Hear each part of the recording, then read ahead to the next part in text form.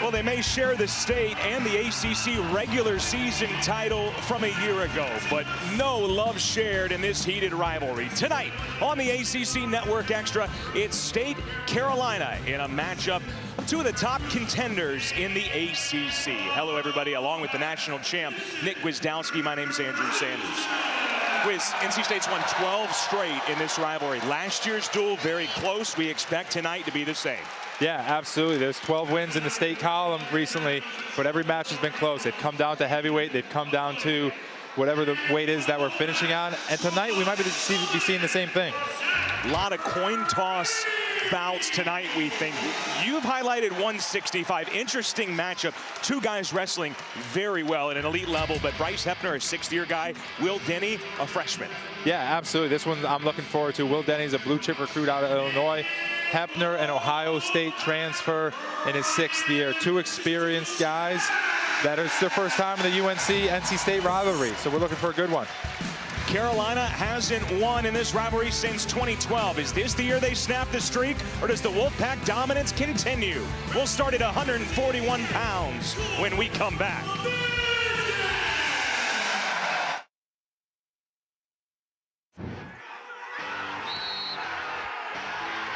31st.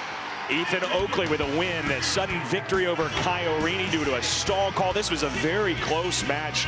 Gwiz, Coy Biskins beat by Lachlan McNeil, ended up being an All-American. Then Isaac Trumbull got this big pin at heavyweight over Nolan Neves to tie it up, and it came down, like you were talking about in the open, to the final bout. Vince Robinson defeating Spencer Moore to seal the deal for NC State. Yeah, these matches are close. We're getting into another one right now, and I can't wait for this. Yeah, we start at 141, and again, up and down these bouts tonight. There are a lot of coin flips. There's also a couple of key bouts where there's a decided advantage on either side. Both teams will be desperate for bonus points in those bouts. But here at 141, this is anybody's bout on paper. A couple of ranked guys. Ryan Jack, ranked 12 for NC State. And going up against Luke Simcox, who's having a great year, ranked 17th in the country. Yeah, no, absolutely. Two, different ends of it.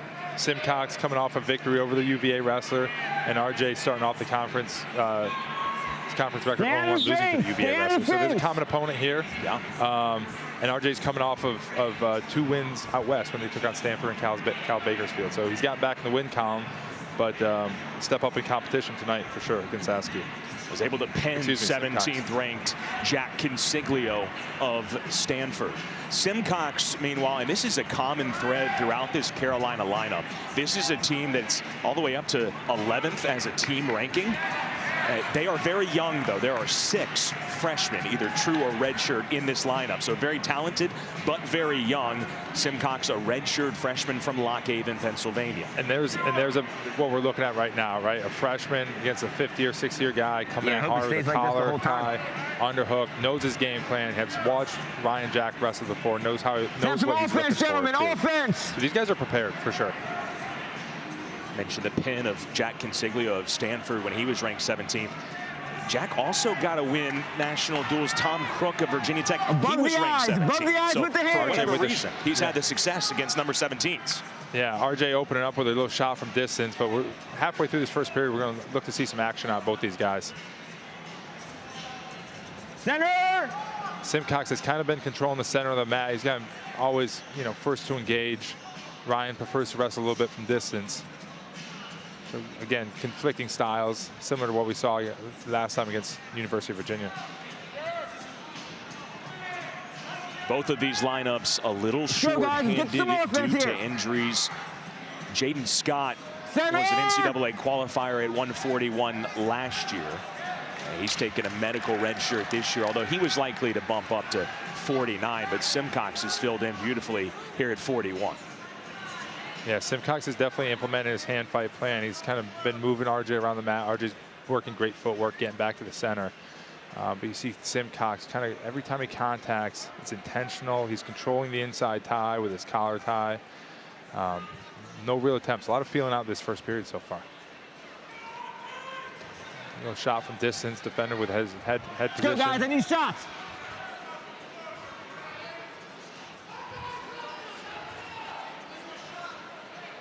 Played time here first period in front of a great crowd for college wrestling here in Raleigh.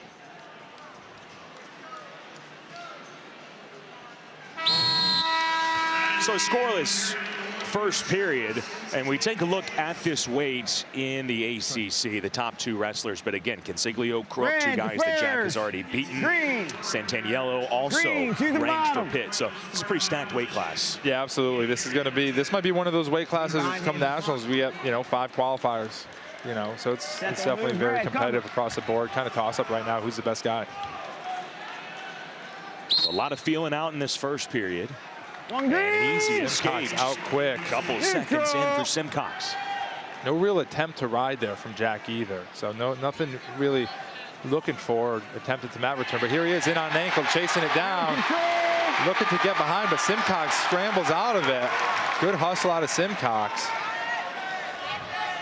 First real flurry of action we've seen, and the Carolina side fired up on the defense of Simcox. Yeah, hopefully that opens things up, get these two guys comfortable, and we can see some action here.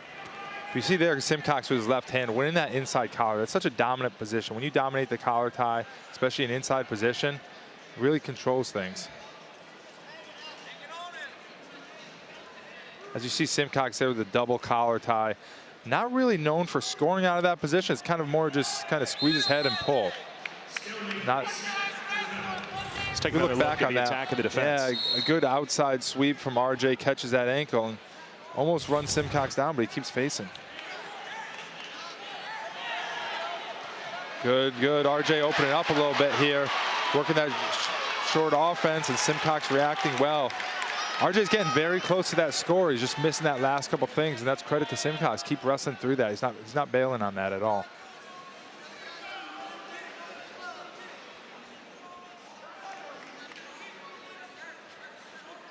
Simcox looking for a ranked win. He kept it pretty close with third-ranked Brock Hardy of Nebraska, but lost by 5-0 decision. Lost to another ranked wrestler, Corey Land, by major decision of Northern Iowa. It has been tough for Jack to score against the defense of Simcox. Yeah, exactly. We've seen so far 3 attacks from Jack. This might be stall warning. Nothing out of Simcox. Simcox a little bit more aggressive in the hand fight, but hasn't taken any attempts at the legs. RJ's going to work to continue to face here, and second period coming to a close here.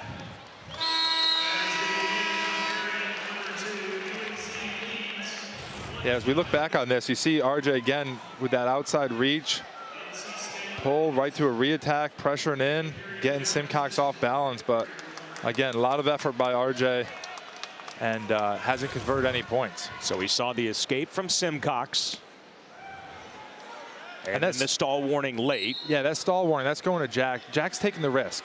Simcox is wrestling hard, but hasn't taken any risk. Hasn't tried to advance the wrestling from the neutral position yet. RJ's made a few attempts. Nothing tremendous, but he's been the one making the attempts. And here he's getting to his feet, trying to stay in bounds, and they go out. So Simcox looking to ride here in the third.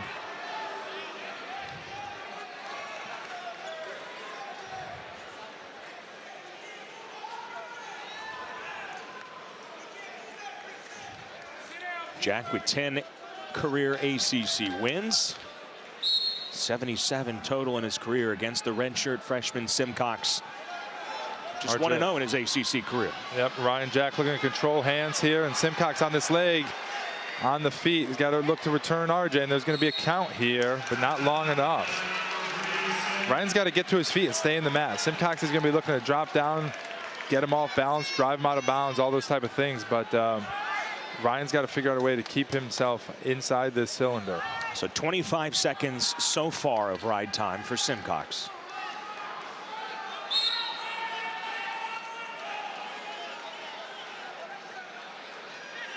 Here's with his sit out here, looking for his feet here. RJ's going to look to either pressure back or scoot low. And Simcox is adding up riding time. Coming up on a minute, 40 seconds.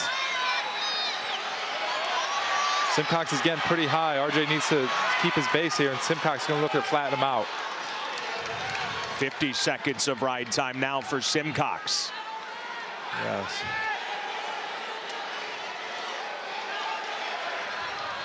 And he's up over a minute. Yep. And this is a position RJ's going to look to shake, as you're seeing. Slowly loosen up Simcox, look for a reversal here, or at least an escape. But he's got to keep wrestling before this ref calls a stalemate here. But Simcox doing a good job of flattening him down. And RJ's getting closer here, getting 2 legs over 1. Simcox over a minute. Only 35 seconds left in the period.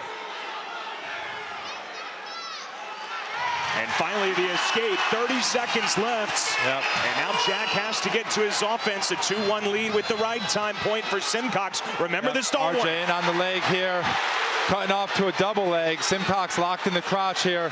Is there enough time to finish it? That's the thing, it's a difficult position to score quick with, especially with a scramble ensuing. But RJ's got him in danger position, but out of the danger position. And Simcox is going to come away with this victory. Simcox opens it up with a decision over Ryan Jack. Great match by both men. The difference was, again, made on the mat. Simcox wrestled a lot harder from the top position, implemented a ride, and was able to get out quick. Ryan Jack did not ride much on top. So the first coin toss bout of the night goes to Carolina. 3rd year for Rob Cole. Had a tremendous wrestling career as a Tar Heel. And now is the head coach, legendary head coach at Cornell, then at Stanford for a couple of years.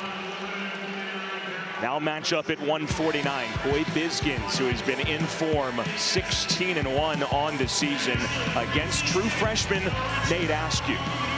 And on paper, this is one that you have circled as, obviously Askew's going to be very competitive as a talented young wrestler, but the expectation is Bizkins going out there trying to get bonus points. Yeah, no, there's definitely a ranking discrepancy here. Askew, very good wrestler, very tough, but this is one that State, for their hope for a victory tonight, they need to see not just a victory, but a decisive victory and bonus points from Bizkins. Again, Jaden Scott was going to be expected to bump up to 49. He's out for the year. He'll take a medical red shirt. Lachlan McNeil, of course, was in this spot. 3-time All-American. He's at Michigan now. So Carolina down to the true freshman, Nate Askew. Part of a 7-member freshman class, the true freshman. He's the only true freshman in the lineup. He is, however, very talented. Twice a state champ out of the Baylor School. And a member of the USA U17 World Team. The Bizkins has been on another planet, bumping up to number 5 in the country. Yeah, Bizkins is really, he's been wrestling through all positions. Very difficult to score on. He's been finding ways to his attacks, wrestling through both top and bottom. He's been looking very solid this year. He's got wins over some quality wrestlers. Here he is on an inside reach single leg, onto his feet quick. We're gonna look for a quick finish. That's your best bet here. He's gonna look to move Askew off balance, right? Move Askew off balance and take that leg out. Askew has been tough to score against. Here he is moving him here, looking to go over the head. Looking for a cow catcher there, but it looks like we're gonna be right on the line here.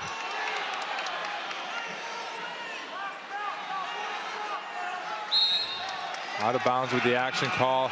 But again, good shot from Bizkins. That's confidence he's got to carry over. He's got to keep opening up that lane and keep attacking. Well, a 14-5 major decision over 9th-ranked Aiden Valencia of Stanford.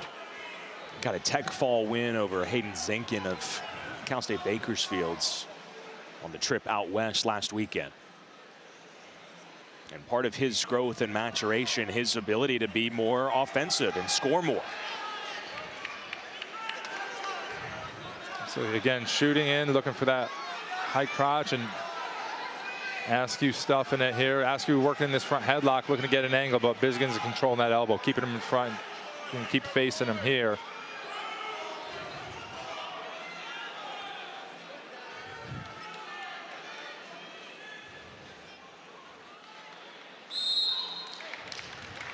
Two minutes down. A lot more action in this bout than we did in the previous bout. But even then, we're still looking in this duel for our first takedown. Yeah, I guess so. You're right, yeah. About 9 minutes of wrestling. 9 minutes in, no takedown. You know, 2 serious leg attacks, and Bizkins with a nice underhook knee pick for the 3-point takedown. And just before that, there was a stall warning, I believe, on Askew. Yeah, I think so. I believe there was a stall warning on Askew. So that's a big, especially in terms of timing in the mat. 30 seconds left. Bisgins gets the takedown with a leg in right on the out of bounds line. This definitely favors Bisgins, not just the takedown, but the mat position. This is important in the mat position. Things start to get difficult. You get out of bounds. But in the meantime, you got your opponent immobilized, you know, right out of bounds here. All right, let's take a look at the duel's first takedown. You see him in this over-under position. Bisgins gets big, throws that underhook, picks the back of that knee, and scores that quick takedown. Similar to how Trent Hidley, I don't know if you remember the name, did a few years ago, and still doing at the world level. Yeah, I think the world knows that name now. Yeah, there's a couple guys in Russia and Georgia as well, Azerbaijan, that are familiar with Trent's style.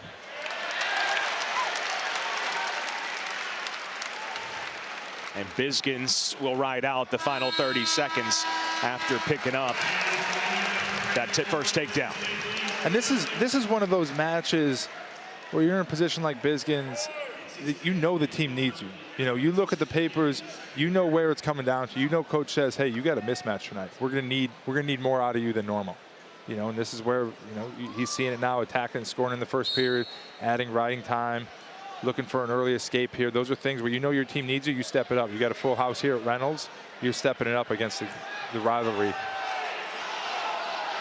And last year in this rivalry, again, it was Bisgins who was a freshman. He was a redshirt freshman, but he was a freshman going up against an All-American guy in McNeil and lost by major decision. So I'm sure for him personally, too, wants to get Bisgins again in on the high crotch, head outside. Askew locked in the crotch. It's going to be difficult for both wrestlers to score here with the position of Bisgins' shoulder. We'll see where this advances to. And Bisgins posting up, looking to get some elevation on that. He needs to get that foot free again. Where Askew's got that foot scoop, that's a pretty solid position he's in. Difficult for either wrestler to score right here, though. But we'll see. Guys are creative. Bisgins looking to fight that foot with his own foot. Make the most of it and elevates it. Now Bisgins much better position here.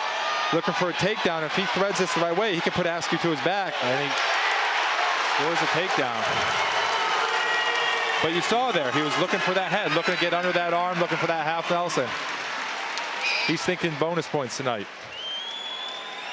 And halfway through the second period, he's well en route. Yeah, a couple takedowns. Again, there was no first period escape for Askew. Ride time creeping up towards a minute as well.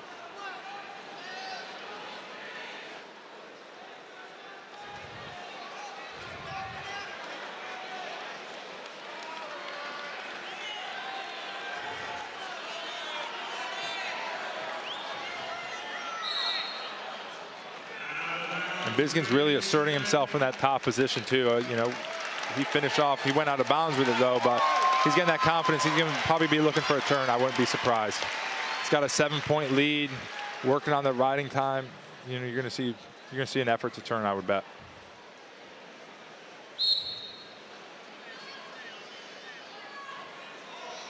Askew with a nice Granby roll. Our legs are kind of tied up here a little bit. I hate seeing this stuff, man.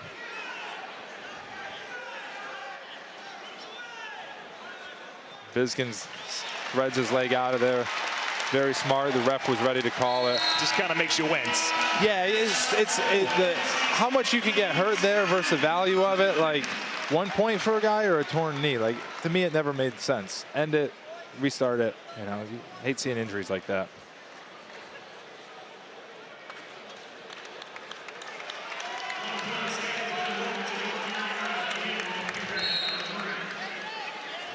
Askew taken down, but Bisgins giving him the escape point to work here on his feet. He's got a 7-point lead with riding time, although it's not locked up. But he's going to look for one more takedown to put him into that major decision category. And not to mention, Askew does have, like you mentioned, he's in, again, working for that high crotch. But Askew does have a stall warning. And that could be a factor here. Yeah. The difference between a decision and a major. Absolutely. If no takedown on either side. Yes, Askew working hard in this front headlock here. Coach Reynolds telling him to bounce and run corner, look for that circle. Bisgins looking for a duck. Works his way out of it to this over-under position where he scored earlier, and he's back on the legs.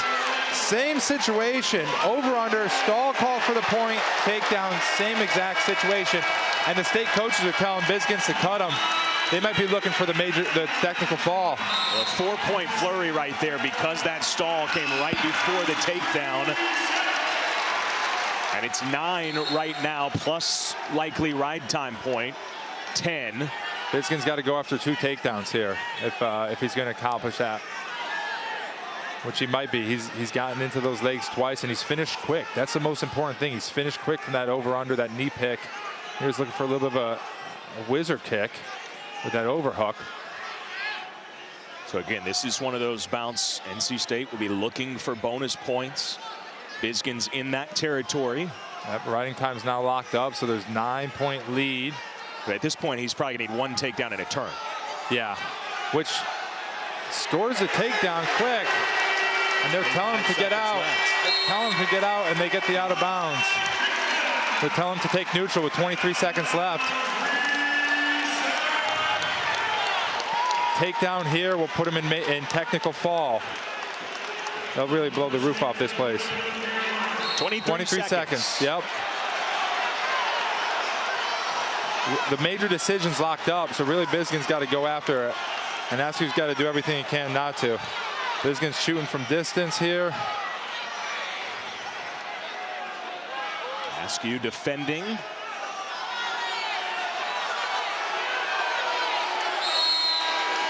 that's the match. 1 point for riding time. 15-3. Great effort out of Biskin's for his team tonight with that major decision. So Biskin's supplies the bonus points. Fans like it here. Fans like getting back on that scoreboard. On the year for Biskin's, and now 3-0 in ACC competition.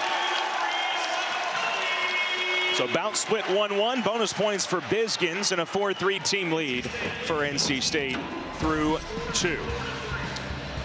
We'll go to 157, and then maybe our bout of the night, 165 coming up. 10th ranked Bryce Hepner, 15th ranked Will Denny. That's next. Here in Raleigh with Nick Wisdowski, I'm Andrew Sanders. Great crowd tonight, 2 bouts in, and a 4-3 team lead for NC State here at 157. This about where Carolina is ranked. Redshirt freshman Laird Root, 28th in the country against Luca Felix. Not a lot of experience on either side. Couple of redshirt freshmen. Root beat Colton Washleski of Virginia 15-14 in his ACC debut. Meanwhile, for Felix, this is his ACC debut. Yes, absolutely. Root is having a stud freshman season, getting in the top 30 rankings. And Carolina guys are looking for this upset here. Well, not really an upset, but nonetheless, you know, a mismatch here. Ranked wrestler versus unranked wrestler, a 7-7 wrestler here from State. And this is one that they have circled. Hey, could we get bonus points here? Yeah, try to make them up somewhere. It was either going to be Brogan Tucker, who had wrestled the first 2 ACC bouts at this weight class, or Felix, who gets his first go at it. This is the spot where, you know, the 2-time NCAA qualifier and former ACC champ Jackson Arrington was plugged in, but he's out for the season after surgery. So again, both of these sides, and it is unfortunate across college wrestling, there's a lot of programs with 1 or 2 holes in their lineup due to injury. And this is the spot for NC State where Arrington is sorely missed.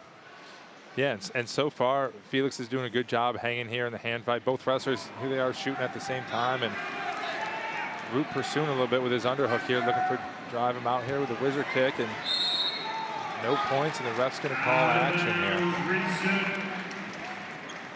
I like seeing 2 guys getting after it early. You know, first period, guys spent a lot of time feeling it out. It's just, yeah, I understand it, but at the same time, as a fan, as an announcer, I like to see some action. Sure. Selfish in that manner. I don't think there'd be many people that disagree. There he is. Nice touch and go single leg. Felix in on the single leg. Kind of breaks that grip. Needs to keep those hands locked and pressure into his opponent there, keep him off balance. But now he's got that ability. He knows he can get to those legs.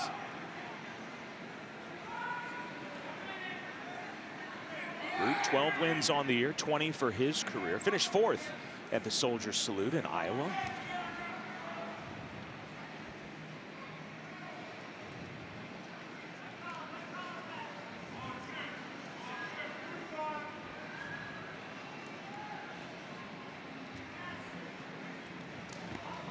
Root with a nice arm pass to get to that leg. Felix staying out of the way there. 30 seconds left. Both wrestlers taking a few attempts. Felix getting a little closer, but nothing that's really been almost scored, I guess.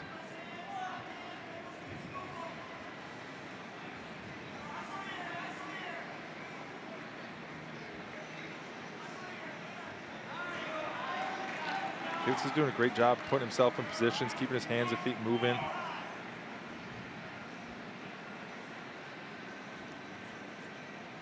Good stutter of work with his feet. He just needs to follow it up into an attack. Look at what Coach Pat Popolizio has done at NC State just in the last 7 seasons. But you were a big part of the turnaround here in Raleigh. A program with some great history, but has really been at another level since Coach Popolizio. Yeah, no, Pat came in with a program with history in a few years down, and he's done a great job in his last 14 years. You know, it's interesting wrestling so matchup based, and we might still see some fireworks, but to have a scoreless first after, again, Root got a 15-14 win over Washleski. I mean, there was a ton of action in that match. Yeah, and the unranked NC State wrestler is currently up 1-0 on the board. With 1 second of riding time, he was up and out of there quick. It looks like UNC wrestler wasn't ready or thought the whistle came early, one of the two, but Felix is doing a good job hanging in here against a ranked wrestler, and, you know, ahead on the scoreboard here. He's from Morgantown, West Virginia, and was a couple of times a state champ. His father was a very experienced wrestler at the Division I level and also a college coach, and represented the USA at the World Championships too. So he knows wrestling, and he's got good coaching around him and mentorship. In his ACC Rare with an elbow pass, gets to the body here, and Felix is looking to get out of bounds here. It's going to be close, but he's able to wrap him up and keep him in bounds before they get out. Root keeps that left foot in and scores this bounce first takedown. Yes, good job of pursuing that all the way through. So might this takedown open things up? Gets behind him, and Felix working to fight those hands, but Root was staying in good position and running him down, getting his feet off the mat, and a great job of finishing right there on the edge. And Felix, again, to his feet, fighting hands. Root's got to look for an attempt here. Does it. Another attempt. That return.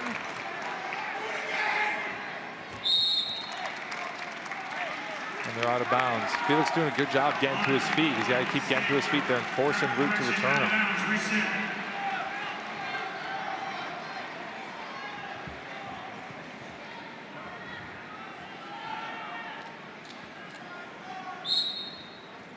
Again, to his feet here.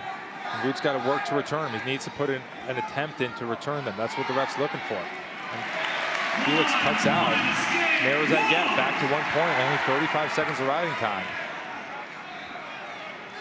And again, this is a match that UNC needs. Not just need it, bonus points would be good. You know, and they're in a 1 point match here heading into the third.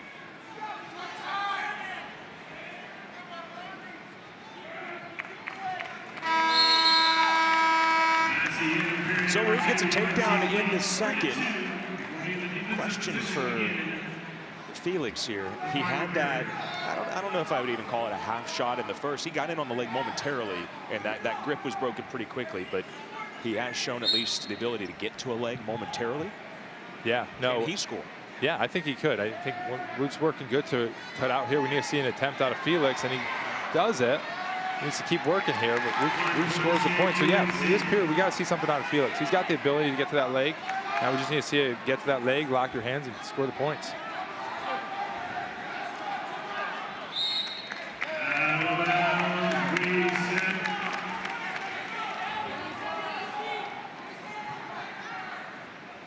No stall warnings on both wrestlers. There's Felix shooting again on the whistle. He's got to recover out of this position here.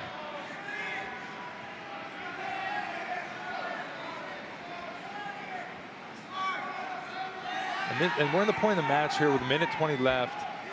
Root favorited. He's up 2 points. He needs to keep wrestling too. You know, he can't just lock down because Felix is going to come after him here. As we're seeing pick it up, Root fires off a shot. But he needs to keep wrestling too. There's no stall warnings, but you can't clam up.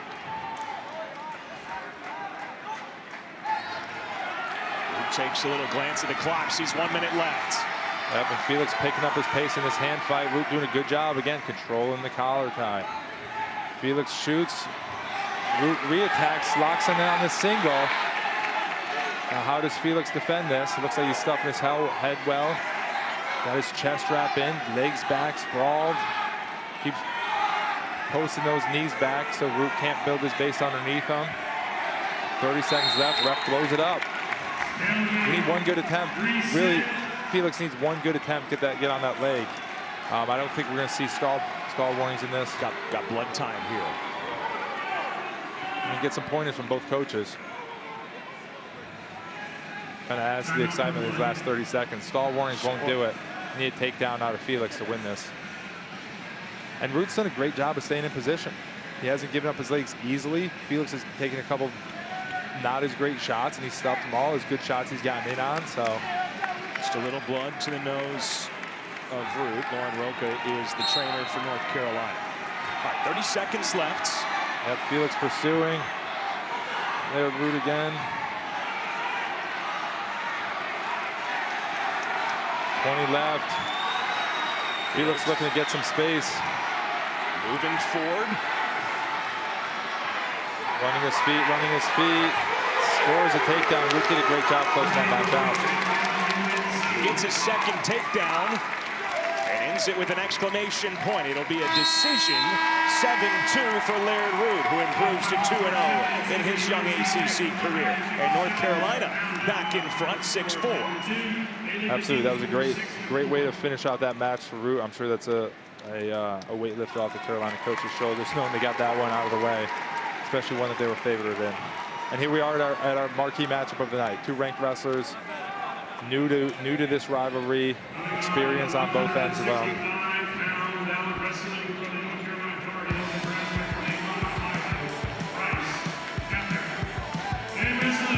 After 5 years at Ohio State, and the transfer to Chapel Hill has been huge for him. Really a breath of fresh air. Meanwhile, Will Denny has made a splash in his freshman campaign for NC State, already up to 15th in the country. So a big experience gap here, but as you noted in the open, both these guys brand new to this rivalry. Both guys wrestling at a very high level. Denny 2-0 in the ACC. A major decision over Michael Murphy. Hefner beat him by 6-0 decision. Denny also got a decision against E.J. Parker, and Denny in early, breaking it in into a scramble here. Both wrestlers comfortable in these scrambles now. Hefner recovers it for look to score of his own, and Denny rolling back through here. wow! Looking to score the takedown, looking to lock up a cradle. He's got a low leg cradle on the line right in front of the state bench. The takedown's been scored, and Denny puts him to his back, keeping his feet in. No count out of the ref, and they give one escape. They give one some action, partner. Yeah, Willie came ready to wrestle. Coach Poblizio at the table looking for clarity on that.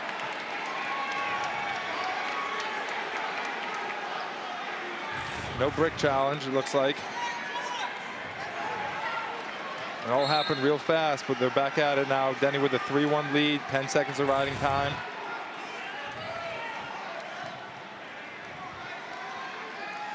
Well, Denny likes to put on a show. He likes to be entertaining. There's an amazing crowd here. Yeah, no, it's really filled in. That's what you want to do. This is the match to do it in. And he's been looking sharp all season and coming out ready to go. That says a lot.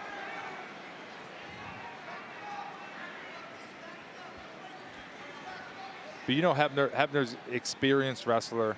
He's been in these type of positions before, so by no means do I think he's, you know, shook or caught off guard. You know, it's one takedown early in a match. Happens often. He's in and out of the lineup at Ohio State over his 5 years. He did wrestle at the Big Ten Championships twice for the Buckeyes. Battled some injuries as well. Denny with a nice wrist snap and controlling that underhook. Denny, you're going to see a lot of solid wrestling out of Denny. Just good, solid fundamentals across the board.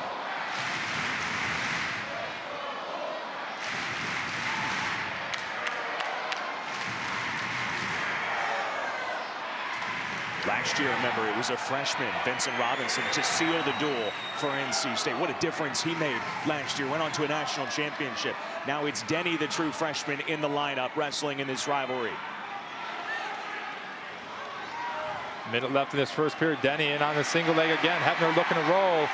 Denny's looking to keep his hip on the mat. If he can keep his hip on the mat, that's going to stop a lot of Hepner's rolling ability. And they get tangled up here. And Denny's going to look for a danger count here. If not, Hepner's looking for that foot. I don't know, that's close. And the ref pulls it back, nothing scored there. Again, here they are with each other's feet. It's going to be a tough position to wrestle out of. Ref calls a stalemate. But again, Denny's attacking those legs early. They got blood. No blood, excuse me. This was almost a danger count. Yeah, I think the ref should have been counting danger personally, but nonetheless, you know, Hepner did a good job scrambling out of it, past another leg.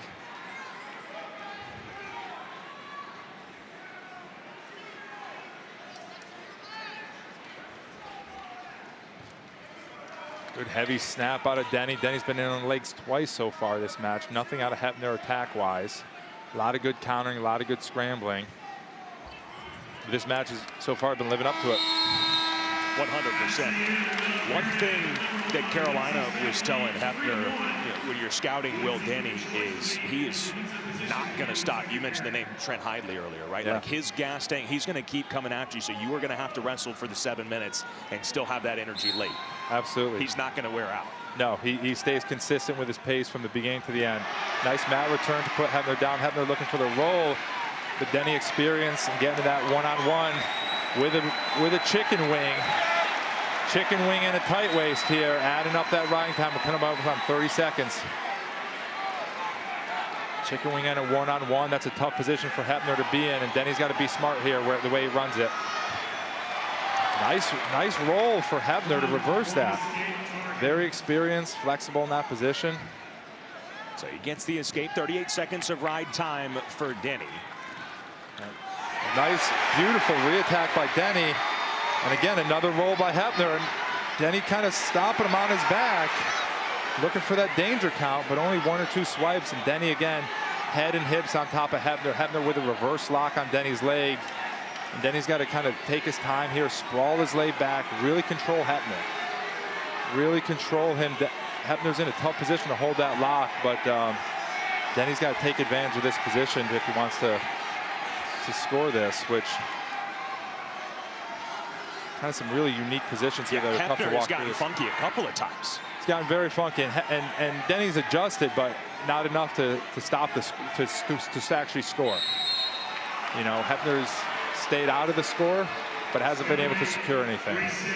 Grad student from Avon, Ohio. I wouldn't be surprised if we see a stall warning coming here. We've seen 4 serious attacks out of Denny. 1 half shot out of Hepner that Denny re-attacked. Right there. There it is. Hepner is pushed out. And again, this is what the coach was talking about earlier. It's going to be the same pace throughout. There's no heavy spikes. It's a hard pace from the beginning to the end. Again, touch and go in on the legs.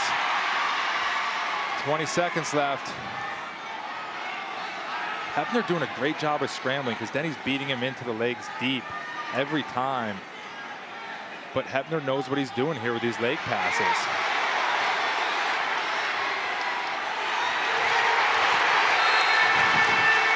Takedown given in the last second of the second period. Yeah, from our angle, he was pinned. That's between me and you. I'm not sure what Coach Raymond is arguing, but they may come back. They can't come back with a fall here, but how many times has Hepner been on his back tonight but defended from it? But right there, his shoulders were flat for a moment. A little bit more than a moment, Andrew. A little bit more than a moment. And here we are, 6-2. Great time by Denny to score that takedown. 6-2 going into the third period. They're in neutral. Denny's got 38 seconds of riding time. Denny's been all over his legs. Hepner not on Denny's legs once yet. So we'll see what we see in this third period on how Hepner's going to come back from this 4-point deficit.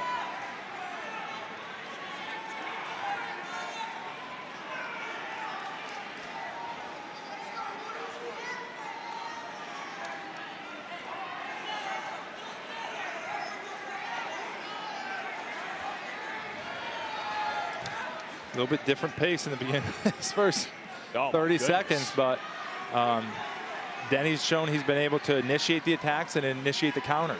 So Hebner, when he attacks, he has to be smart. He has to be very smart on when he goes and if he goes here. It has been a frenetic pace, and now guys kind of feeling each other out.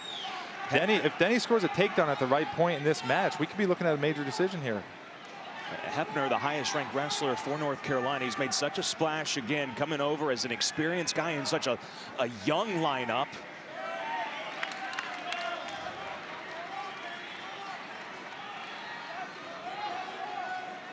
And again, this is the bout you had circled. It has lived up to it so far. Yeah, Denny's been able to come up with multiple upsets this year, coming into the season unranked, starting off at the national duels with his victory over Northern Iowa wrestler who was ranked in the top 10. Yeah, so he's been able to Ryder Downey was fifth.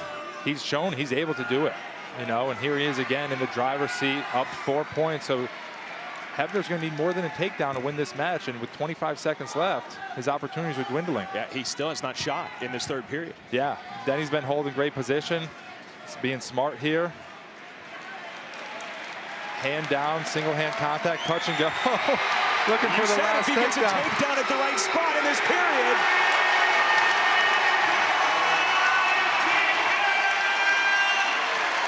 And he does it, and he comes away with a major decision. The fans here at the Old Barn love it. We thought it was going to be a coin flip. It was all freshman Will Denny by major decision. A top 10 win. Yeah, that was an exciting match.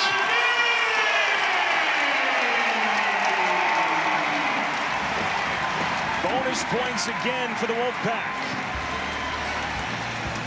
After Laird Root won by decision, Will Denny gets the crowd on their feet.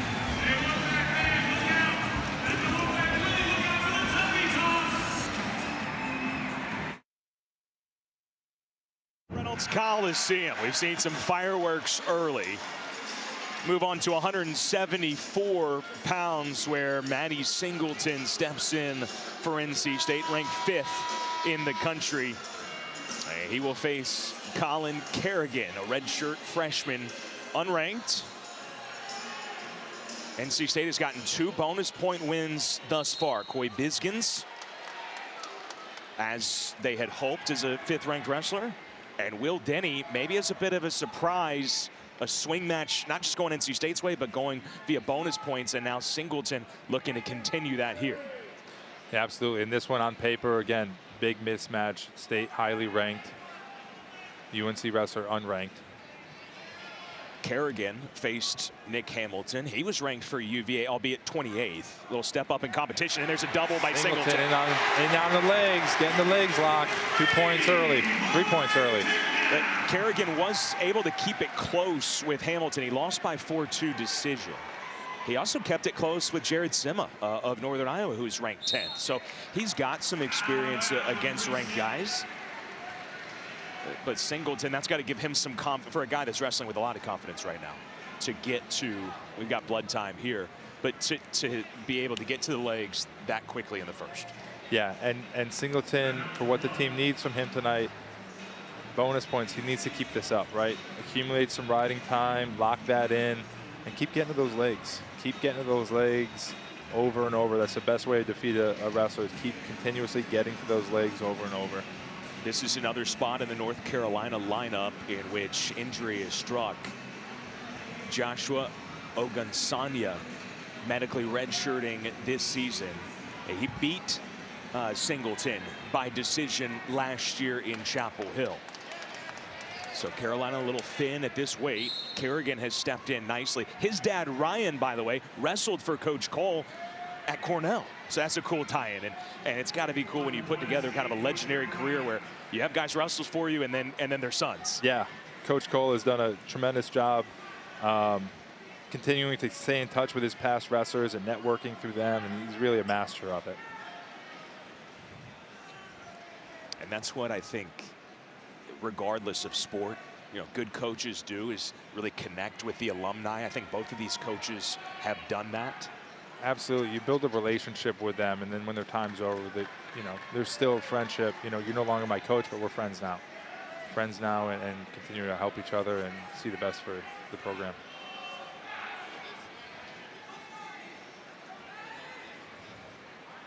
Singleton, an All-American last year, finished 7th. He was also the ACC champ, so a big step up for him. Redshirt junior from Moreland, Georgia, guy who came in with a lot of expectations and aspirations, and now the next step for him, he's thinking national championship. He's in the top 5. Yeah, he was a stud in high school, and he continues to be a stud in college here.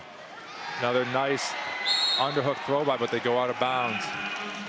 But yeah, no, Singleton, great high school wrestler. First year as a sophomore, gets on the podium. Now as a junior, you know, looking to take that top spot at the Nationals. His ability, he's able to do it. He has the skills. Great Greco-Roman background, where he was a junior world team member, but twice a NHSCA national champ in his high school days. A top 10 recruit, regardless of weight class.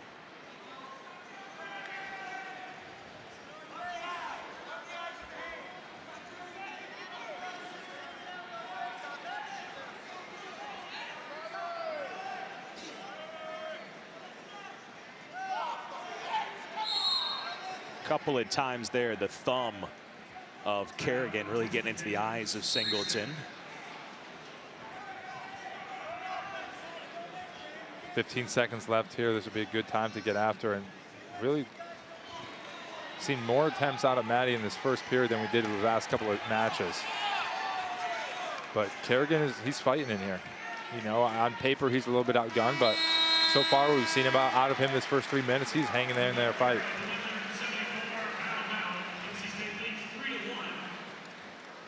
We were just impressed by an Illinois wrestler, Will Denny, out of Manhattan, Illinois, and Kerrigan from Glen Ellen.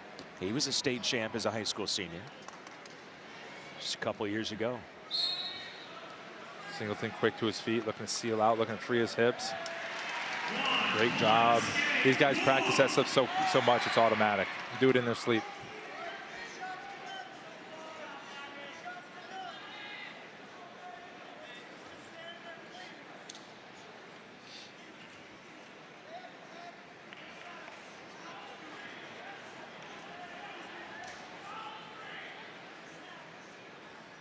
When you come into a bout like this one tonight in Singleton's shoes, you're expected to win, probably by bonus points. You were in that position a lot in your career.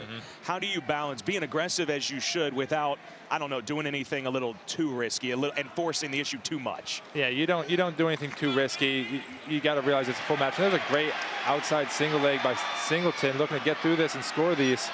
Great job by Kerrigan, though, stuffing the head, getting his legs back, but Singleton staying on that, securing that takedown. Great work. But to your point, Andrew, oh wow, he puts a leg in and has a cradle locked up. And he's got time here, 52 seconds left in the period.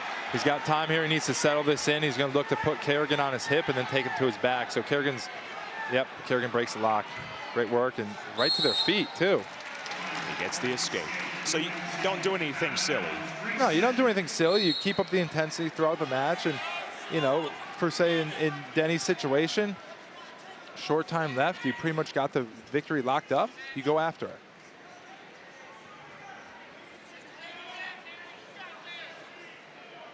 And you find that timing in different points in the match where you feel the wind come out of your opponent's sails. And once that happens, you know, you put the foot down on the pedal a little bit more. You feel that air come out of it and you go, okay, now I'm going to pick it up and really put you away. So you're really just wrestling your match and trust. There's a reason that I'm favored here. If I do if I do what I do well, that's going to be good enough to get the bonus points. Yes, you focus on yourself, continue to do those things. And your coach knows you, right? The coach will be obviously coaching, but he'll look over and say like, hey, you know, we need bonus, pick it up. He sees from his point of view, you have this locked up, you've been rock solid, you've been doing all the good things. You know, opponent winning the match is kind of out of the picture. Now it's how much are you going to win by? Sure. And that's when you have to step it up. And a caution here to Singleton, looking to get off at the whistle.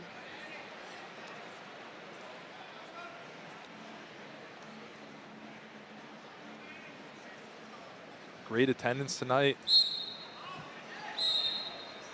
Yeah, there are not many empty seats here. And now Kerrigan is cautioned. Good to see the Chancellor out tonight for the home dual meet against Carolina. 14 years ago was not like this. 14 years ago was a little bit different. Well, again, the impact of Coach Popolizio, and you'll be humble about it, but I'll say it. You had a big part to do with that as well, winning a couple of national championships, and that helps kind of change a program. Yeah, absolutely. And you bring in the right people. The university supports it. Fans love winning. It doesn't matter the sport. There's a lot of people in here that didn't know wrestling 14 years ago. But here they are, and Singleton looking for a tight waist tilt, and Kerrigan posturing up here. Singleton doing a good job recovering out of that.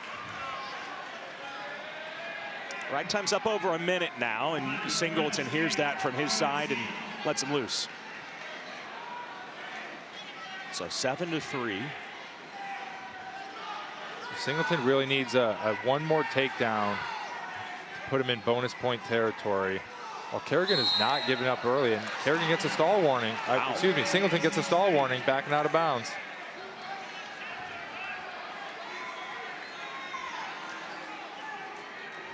Looks like there's some sort of discrepancy with riding time, possibly.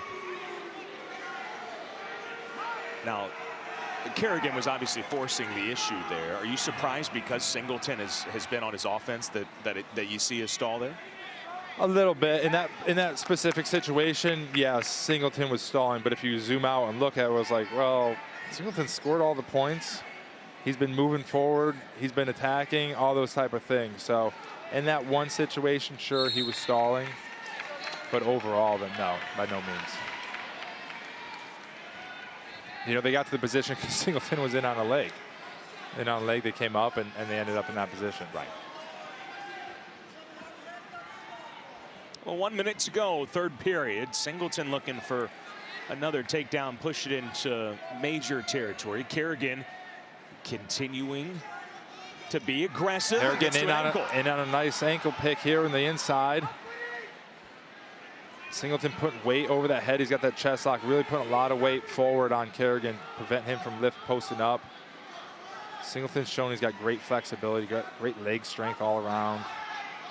Getting that leg deep for a sprawl here. Now he's looking for a counter of his own with 28 seconds left. You can see some sort of re-attack effort, but Kerrigan hustles out of it. 20 seconds left.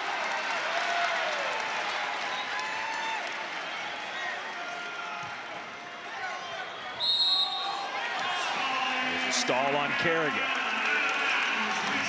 10 seconds left. We'll see if Singleton fires off a shot here.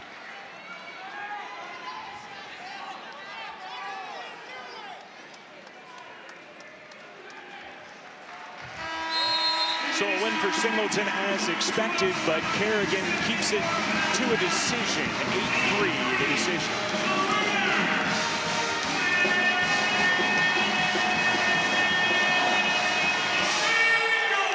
Singleton's decision makes it 11-6 in favor of the Wolfpack through 5.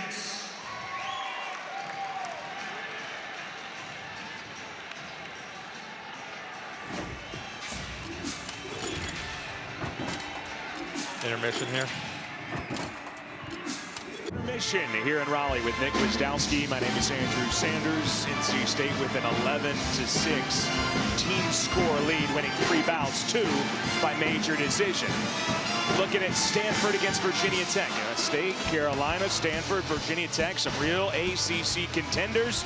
And it's the Hokies with a 10-7 lead through 5. And a lot of really nice ranked matchups. And then Seidel not ranked, but putting on a show against Knox. Yeah, no, Seidel has been very active in the open circuit as an unattached wrestler.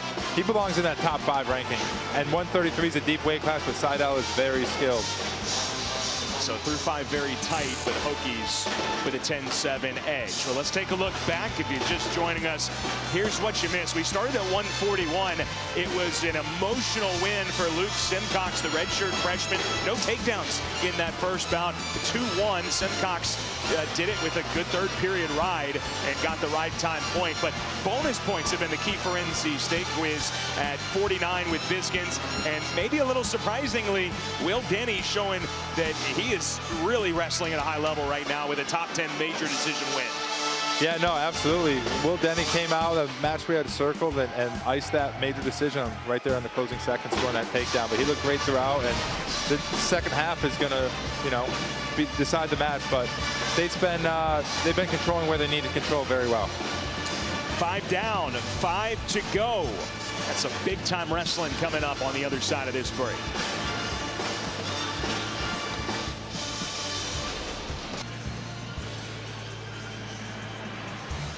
It is just about packed here in Reynolds Coliseum. Hard to find an empty seat for NC State and North Carolina in this top 11 rivalry matchup.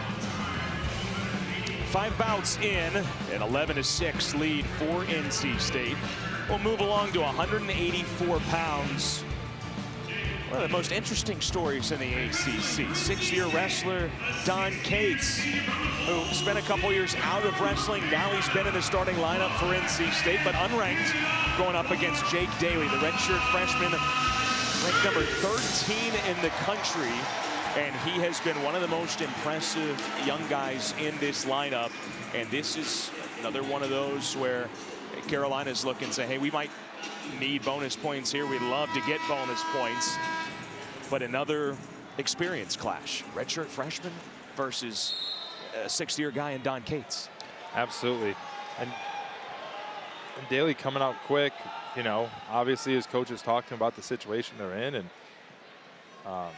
Cates, again, experience. He's been in a lot of wrestling matches. He's been a lot of time in the practice room wrestling with quality guys. So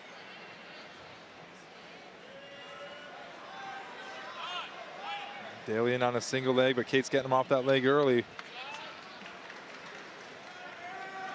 Cates 6-6 on the season. Cates in on a single leg of his own, but Daly defends it. Of those 6 losses, 5 are to ranked guys. So he's been very solid against unranked opponents, but hasn't been able to find that big ranked win just yet. No, absolutely, and that's a step up from unranked to ranked. There's a gap, and then, you know, ranked to top 20, top 15, and Daly here ranked 13. You know, this is definitely a step up in competition. Cates with a nice foot stutter to a double leg. He's looking to score this on the line. Daly getting his leg back here into a split position. Now this is a position where a lot of teams spend time on. Wrestlers are very stubborn on being disciplined here. Cates needs to control that foot, slowly inch it back to the center, build up to his feet just like he's doing, right? Not in a rush. Not in a rush, but you can't get lazy here, and you got to bring him back further than you think. You know, and you got to keep moving.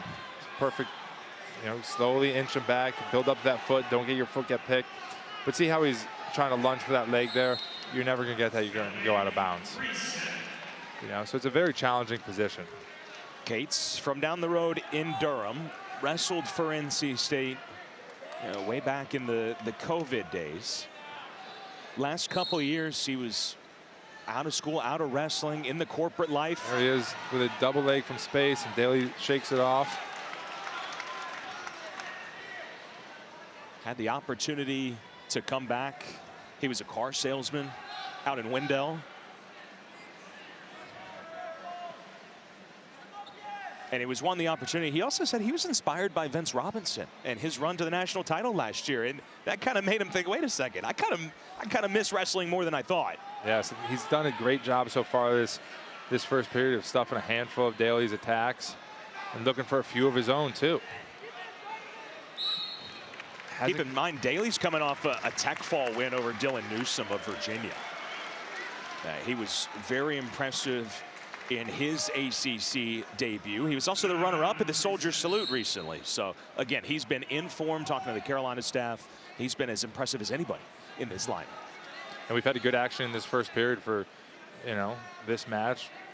40 seconds left, multiple leg attacks, a couple close attempts, close calls on the scores.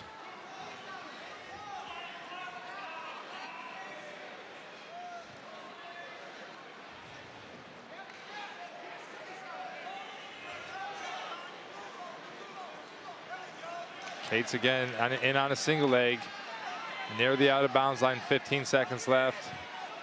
Daly doing a great job, has the head stuff, fighting the lock. This is a position where, like Cates is doing, he's got to get to his feet. Got to pivot your knee, drive up and in.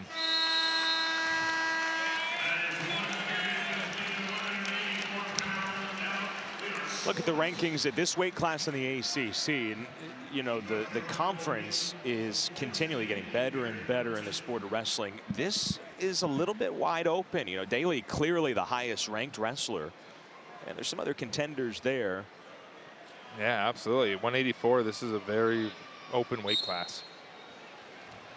Nice Granby roll. Cates follows. Daly to his feet. Daly fighting the hands. We need to see it. There we go. Escape for Daly. Cates 1-1 in the ACC this year. He beat Griffin Gamble of Virginia in a very high scoring bout at 17-12. It was a lot of offense for Cates early and then late for Gamble.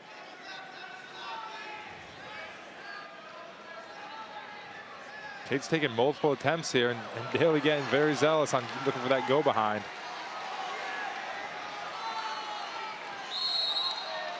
And a stall warning to Cates. State coaches don't like that call. It's kind of been, again, same situational, right? There's sure that situation he might have been stalling, but there's been a lot of action throughout the entire match. Overall, stalling from neither wrestler.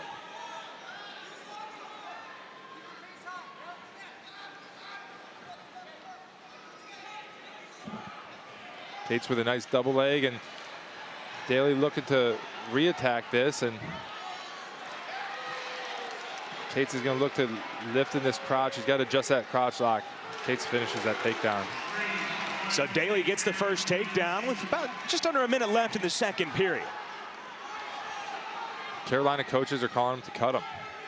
Let him up.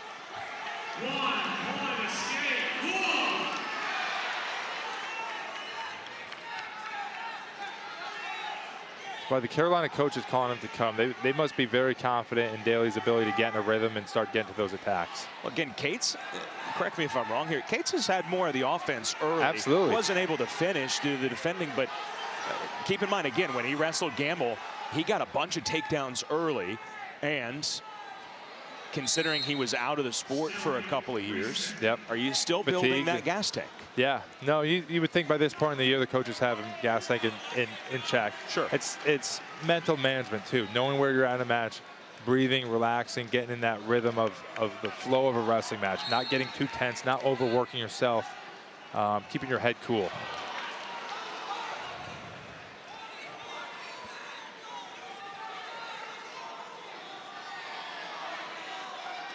And now Daly's really picking it up. Cates kind of taking a couple steps back there to end that period. Coach Papalizzi giving him a bit of wisdom there, and you know, stay cool, get your escape.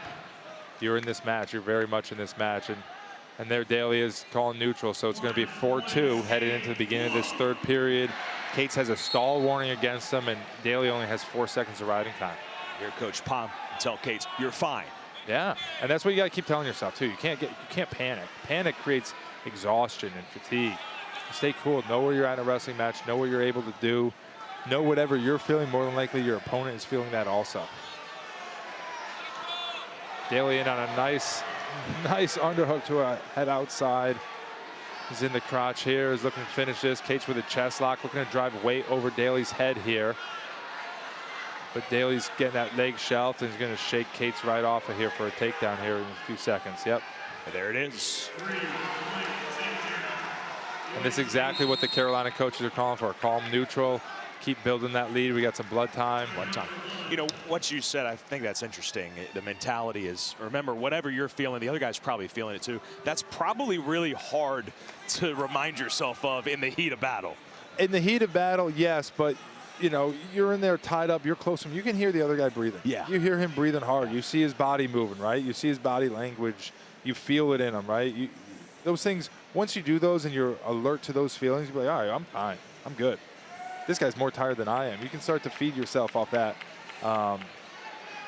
those tidbits in the match. And, you know, you get wisdom from your coaches because your coaches are seeing it. You feel one thing, but they're seeing something else. Sure. You know, they're like, hey, no, you look good. You're moving well. And, okay, you got to trust those guys. Daly has certainly been the aggressor in the last couple of minutes. And that break for blood time, probably not what he wanted right there. Yeah. Both guys get a breather. A 5-point lead. Reset. No riding time. Another stall warning for Cates. 1 point Daly. And they call the takedown too. So a 4-point move for Daly. Yes. And now he's in major territory. Yes, and with 56 seconds left, you know, they're calling him neutral. They're going to look for get a technical fall in this match. And this is what North Carolina wanted and maybe needed out of 184. Yes. Daly running through a nice re-attack. Now he's got a Turk set up here, looking to get under Cates' chin to put him to his back. That's what he's working for. Cates needs to crawl forward and get that arm out from underneath his chin here. And he's got a decision. Yeah, and he abandons it. Yeah. 30 seconds left. 9-point lead. Daly's going to need 2 takedowns here. And he's been cutting so quickly. Doesn't have a right time point. No, he doesn't. He does not.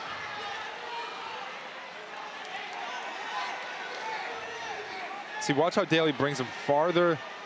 He's got to really bring him in a lot further than necessary. Calls continuation of action. Back to the center. Now 11 seconds left.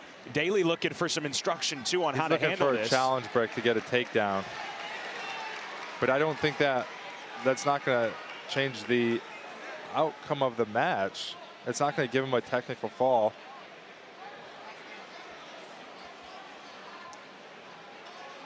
Looks like they're calling for a, I'm not sure.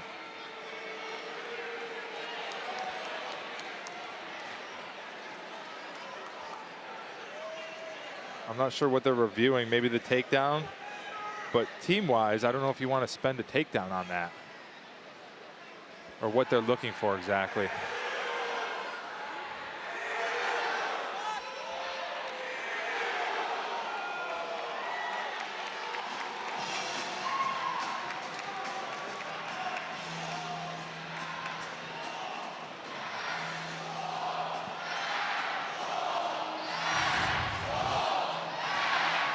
Daly's really picked it up this second part of the match. He's getting fired up here. But he threw a brick, so gonna have a little bit of delay on that. Yeah, we're looking at the replay here, but yeah, Daly's already gotten center of the mat saying, hey, I'm ready to go. But again, with the Carolina challenge here. If this is what the refs are looking for, ready to go yet. Maybe they're looking for a I don't want to say it, but maybe a bite. I don't know. I'm not sure what they're reviewing, if they're reviewing the takedown or if they're reviewing that crossface earlier.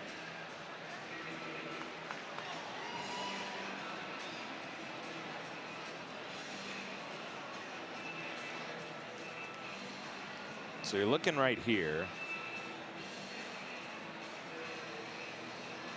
Is that a takedown? Now, you see Cates put that right hand on the basketball court. Yeah, that's difficult to call, especially the ref being in position there. They're probably reviewing, like, did he reach out of bounds? Do they just call him for a stall instead of, I'm not sure how they're going to do this, because he didn't secure a takedown just by being on that hip. Cates is out of bounds, so that should be blown dead. Which I believe it was here. You see Coach Papalizio pointing to that. Yep. And so you can certainly see a stall there for sure. Yeah, a stall can make sense. I don't see a takedown. Looks like they returned the brick, so something was called out of it. Stall call. Yeah. So that makes sense. No takedown, but a stall call. So that makes it 15-5. Again, there's no right time point. They're in neutral. Daly's calling them neutral again, so at best you win by 13. Daly's definitely coming after him late, but we're going to see no points to finish this match out. Now hold on, a little extracurricular. Unnecessary stuff.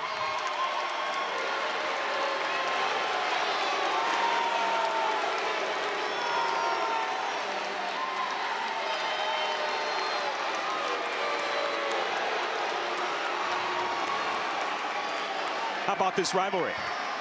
Fired up athletes, fired up fans. Yeah, interesting, you know. We saw from Simcox too. There's a little extra emotion from North Carolina. A lot of these guys, you know, have not wrestled in this rivalry, but they know the situation. Yeah. They know it's been 12 straight for NC State. No, and that's the interesting thing about this rivalry, right? It runs deep with people within Carolina, but you bring in athletes that aren't familiar with it. And you got guys that have been part of these schools for 6 months, 7 months, some multiple years where it develops. But the landscape of college athletes, right? Kids bounce all around each other. So it's like, oh, this is rivalry, right? Just based off what they're being told. NC State weighed in Patrick Brophy, who has been the starter here and is ranked 26th in the country. They also weighed in Kason Howell. It was going to be a match time decision. It is Brophy, redshirt junior from Chapin, South Carolina, against Robert Platt, who's another redshirt freshman. Into the rankings at 33. He's been ranked a couple times this year. He is really in form. Meanwhile, Brophy came in with a lot of expectations, but he has struggled so far transitioning to competing for the Wolfpack. Absolutely, yeah. And then we got two long guys here. Two different builds than we saw in Brophy's last home match against UVA, and they're getting out here scrapping. Now, Platt won by tech fall over Stephen Burrell Jr. of Virginia. I know sometimes it's matchup based, but Burrell Jr. beat Brophy. Yeah, no, that's definitely an interesting result. We'll see how this one turns out. But early on, we got two guys wrestling hard in the hand fight too. A couple attacks, eager wrestlers looking for slide bys left and right, and getting chest to chest early on. This is another one that could swing either way. Nice elbow pass, yeah. Platt's been more impressive recently, but Brophy did come in with some pedigree for a reason. Brophy in on a nice single leg. Platt getting out of it too. Wrestling on that line is important.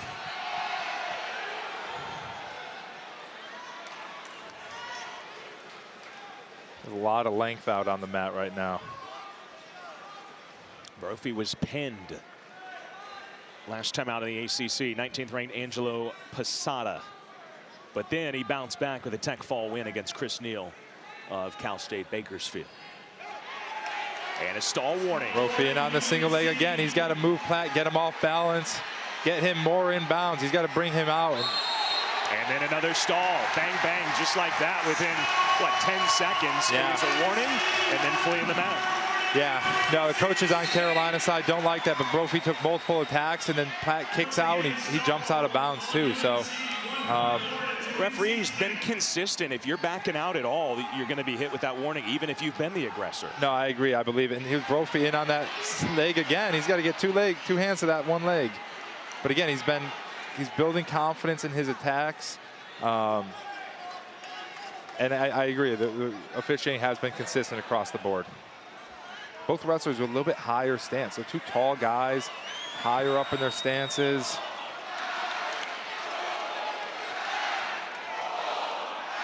Brophy picking up his hand fight here with 45 left in the first period. Kind of a battle for the inside tie.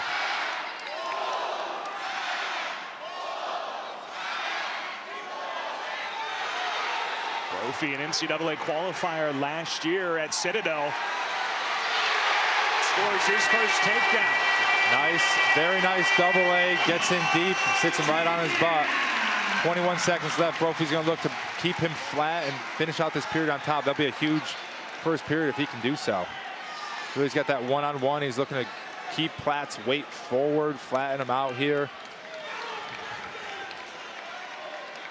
And let's remember, Platt's already got 2 stalls against him. Yeah.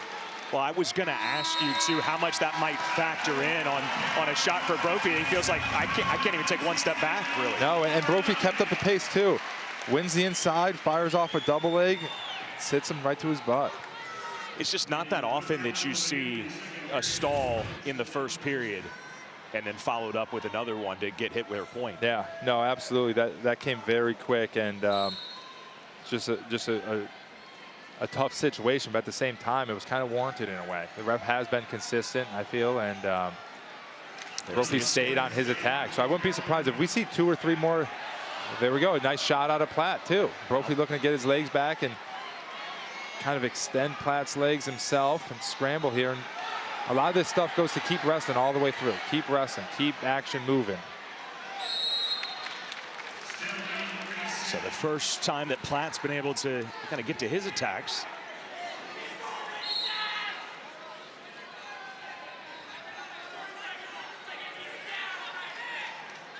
Brophy very late to wrestling. He only started as a high school sophomore. Nice shot by Platt in on Brophy's left leg, but Brophy takes him over in a scramble and looking to scramble out of this and had Platt in danger count briefly. Similar position to before. Scramble, the coaches are trying to get direction to him. Brophy's getting close to scoring here. He needs to kind of sit back and turn toward Platt's head. He keeps focusing on the legs there, but Platt has Brophy's legs, his foot. So if he turns back into him toward his head, we'll be back on our feet.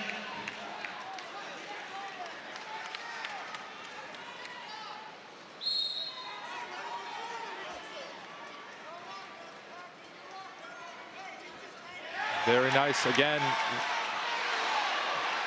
Good hand fight to the single leg, and Platt in here scrambling, and Brophy's probably looking for a low leg cradle. He might have that locked up. He's got to get that foot free. Ref calls a takedown here. Now Brophy can work to inch this over to his back. He's getting riding time secured. Not secured. Carolina's going to throw the brick here. Yes, and they wrestled through it, so that's kind of a tough position to throw a brick in.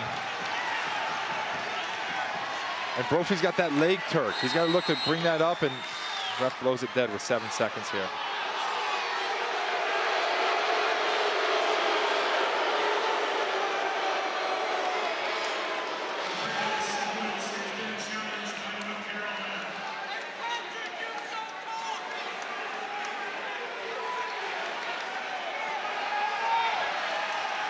Yeah, so because they wrestled through, to your point, it was almost like, hey, do you still want to throw this? And they said, no. Yes, but did Carolina get the brick back? I don't know. A little bit confused on it. So with 7 seconds left,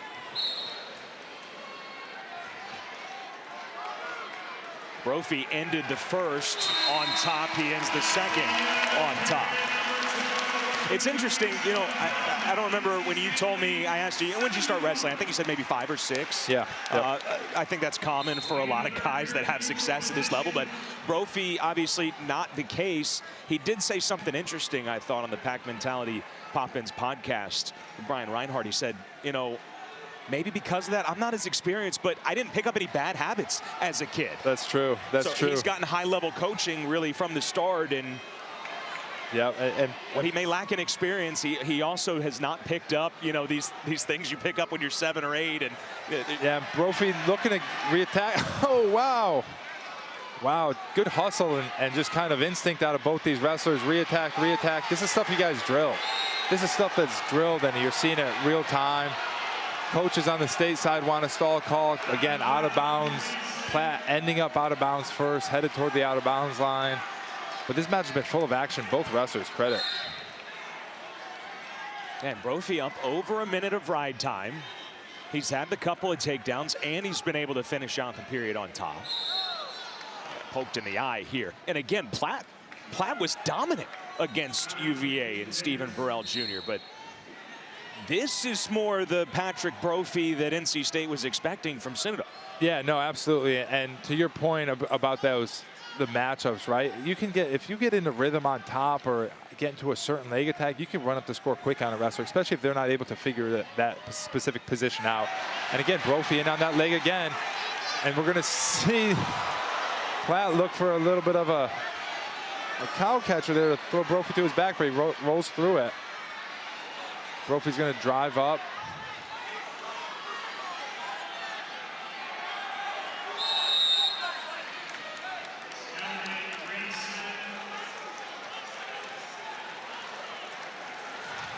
Coach Papalizio telling Patrick, don't shoot. He doesn't like where that ended up. Brophy rolling across his back there. He's got a 7-point lead. Platt has to come to him. He's got to lower his stance, get his head in the way, and look for that easy go behind. A stall warning will help, or a stall call will help if Platt comes. Sure. But that would take just got to hold position, keep wind the inside. And Platt knows what he needs to. He can't give up that major either. You know, he doesn't want to fire off a ill-advised shot.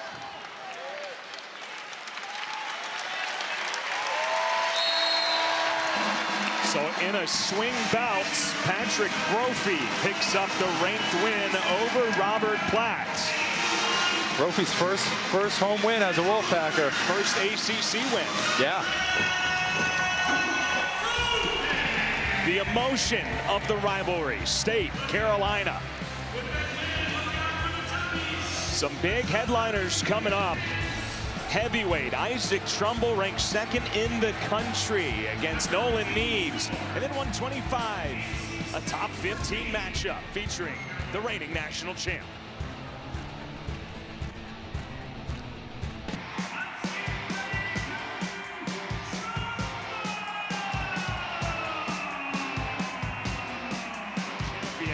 And NC State's got a national champion contender in Isaac Trumbull, ranked second in the country against 28th ranked Nolan Neves. And Neves, an NCAA qualifier last year. So a good wrestler in his own right at heavyweight. But this is one where NC State has the advantage and some history in the young lineup for North Carolina. Not a lot of repeat matchups. They tussled last year. And Neves had some success against Trumbull until he got pinned. Yeah, Neves he's a very skilled wrestler. Trumbull has all the tools to win the Nationals this year. So we got a, important match here with 3 matches to go. Headgear dislodged two big 20 men. seconds in. Trumbull with a pin of Neves last year. He's already got 4 pins this year and his 9-0 start. 4 pins, which leads the team. 7 of his 9 wins are by bonus points, which also is a team high. Yeah, and Trumbull's been known in a couple of his matches where he's a heavy favorite. We saw it in UVA. We saw it against Stanford. He comes out hot, gives up some early points, settles in, and then closes it out. So we'll see if he's made those adjustments to kind of come out, wrestle a tight, solid match early, open things up. Neves obviously understands Trumbull's movement, his strength, his size, all those type of things, having wrestled him before. Well, you mentioned Virginia. NC State is 2-0 in ACC competition. Narrow wins over both Virginia and then in Palo Alto last weekend at Stanford. North Carolina pretty dominant in a win over the Hoos on the road to open up their ACC competition. But it came down to heavyweight, and Trumbull's team was down 4. They would have won on criteria had he scored a major. He did a little bit better. So I'll just take it with a pin and a highlight memory in his 6th and final year. Yes, and here he is controlling the center of the mat, looking for a few attacks early, but again, a lot of feeling out. You see the height of each other's stances, kind of reaching for the leg. No one really hitting the knee yet halfway through this first period.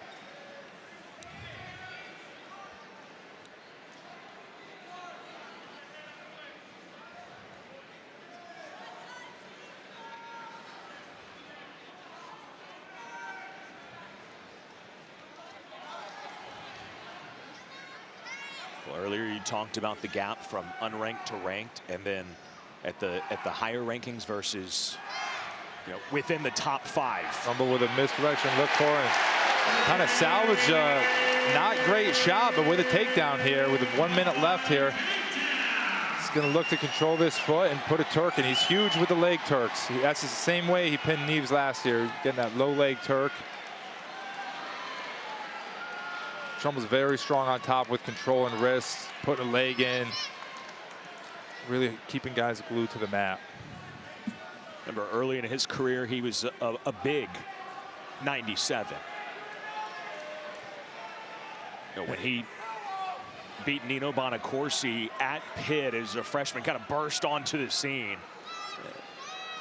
And this is a different Trumbull than we saw last year or early in the year, right? Scores his takedown. He's locking up his riding time. He's going to get close to a minute. Stay on that wrist, that tight waist, wear guys out a little bit. Take some of the energy out of them. Now you're coming in the second period. You're almost up 4. Let's see where we're at. But you said it wasn't maybe his best shot, but he's still able to salvage. He missed what he was looking for, a little bit of a misdirection, and came back to it. And He's got those long, strong legs that was able to step in and wrap that leg and drive through it. He was a big 97. Of course, he's filled into heavyweight. Although he claims, you know, while he eats a lot, he said, I might have the cleanest diet on the team. Yeah, no, he absolutely does. He trains with Frank Pirelli on the training lab, and tremendous diet. Frankie's a world-class trainer of athletes, and he's got Isaac dialed in.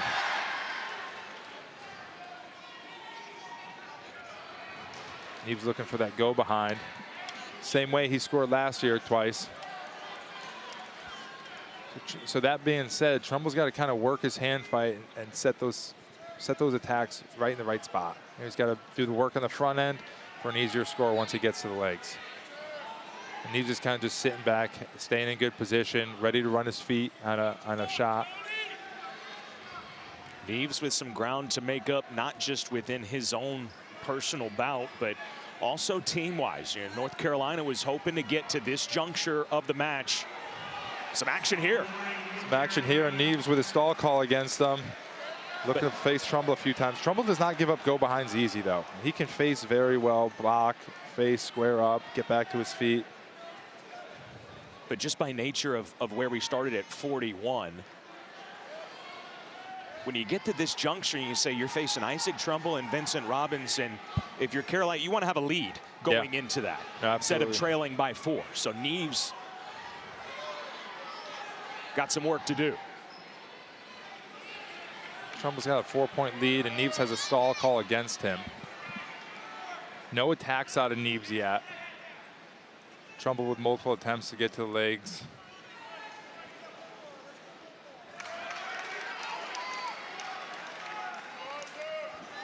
Late second.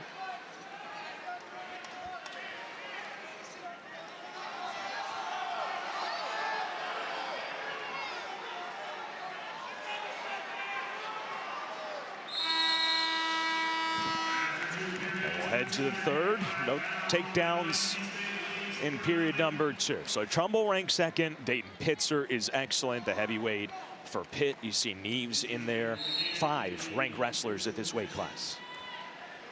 Trumbull, the heavy favorite, looking to win ACCs. He was injured last year.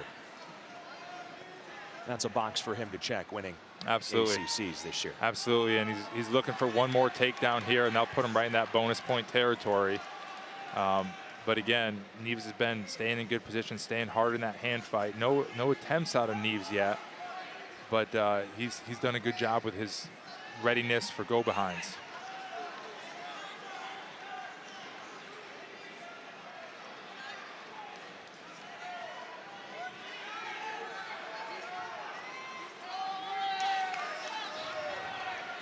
A lot of kind of half-effort shots and stutters and movements, but just taking that final penetration, get those hands locked. Trumbull's only been able to do it once so far. There we go. Another shot out of Trumbull, but Neves looking to face, and Trumbull working his way, gets those hands locked. Trumbull is a strong man here. He just needs to build up. Needs to pivot that leg up, and we're starting to see it here, but Neves is pressuring back in. Trumbull's building up the same way he did in that last one. Scores that takedown. Right time at 50 and counting.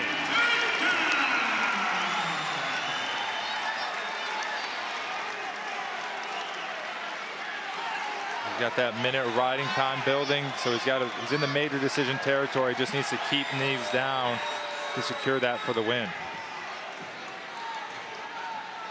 Neves has a great opportunity here. If he can score an escape here, he saves that team point, puts his team in a much better position heading to the last 2 matches.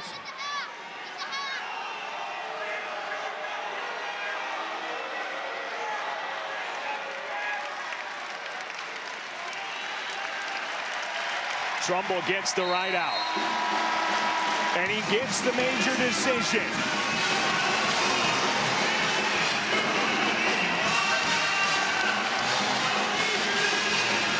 It's his 8th bonus point win of the season.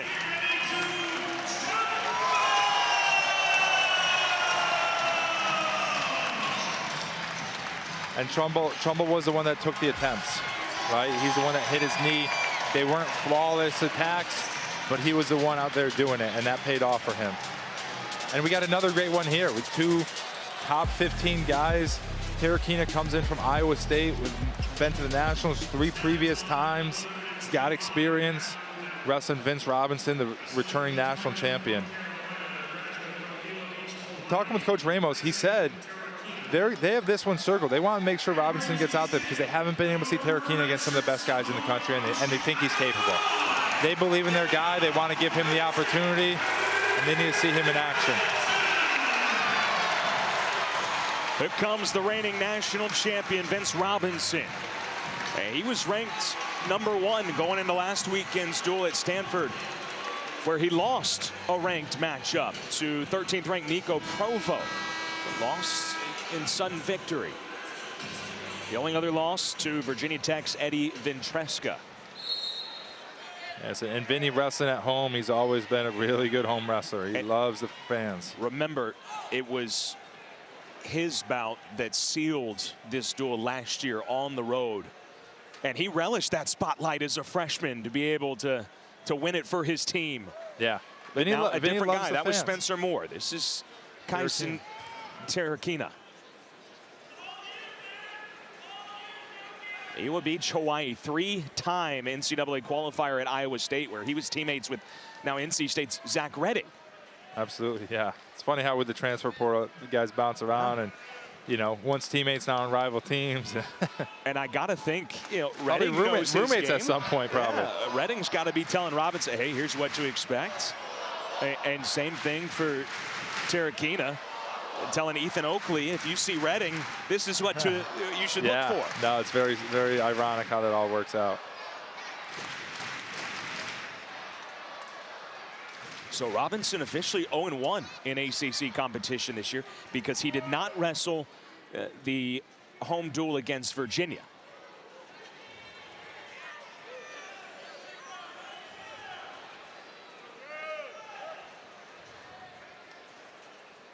And Terrakina, Vinny with a shot from distance, secures that leg.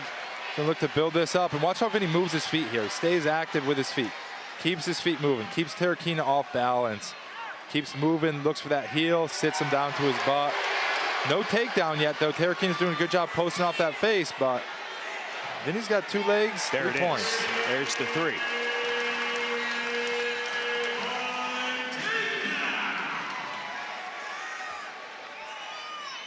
Terrakina back to his feet. So quick escape, but a takedown early for Robinson. 10 seconds of ride time. Terrakina did not wrestle at UVA.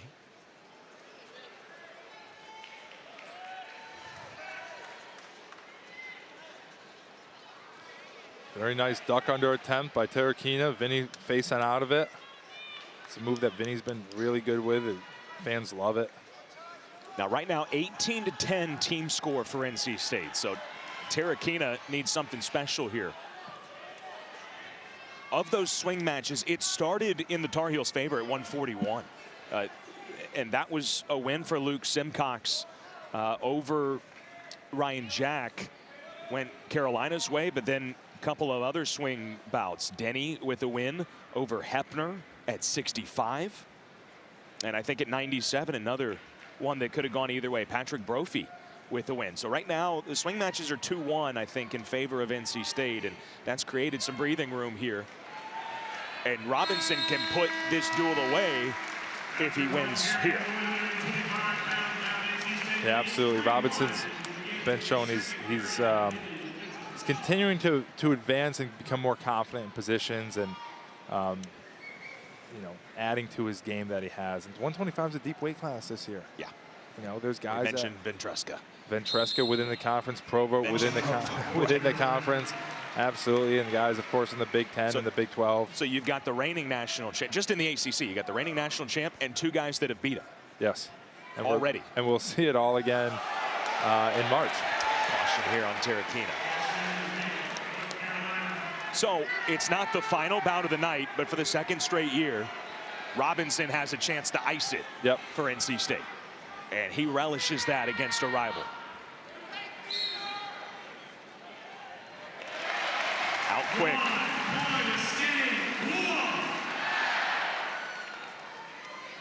Nice little misdirection, arm drag, looking for the single leg, and Vinny firing off more and more shots. And the more you see out of guys, the more showing their level of confidence. They're building their level of confidence. They're not hesitant. They know they can recover out of things.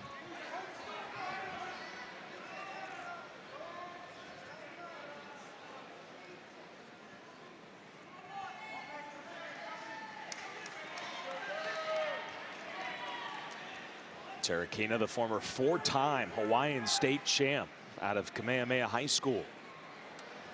Yeah, Vinny's so tough, so difficult to get to his legs.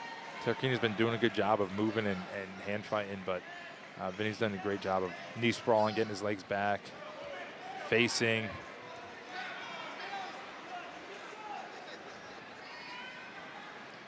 Quick check of the clock, see where they're at. We got 54 seconds left in the second period.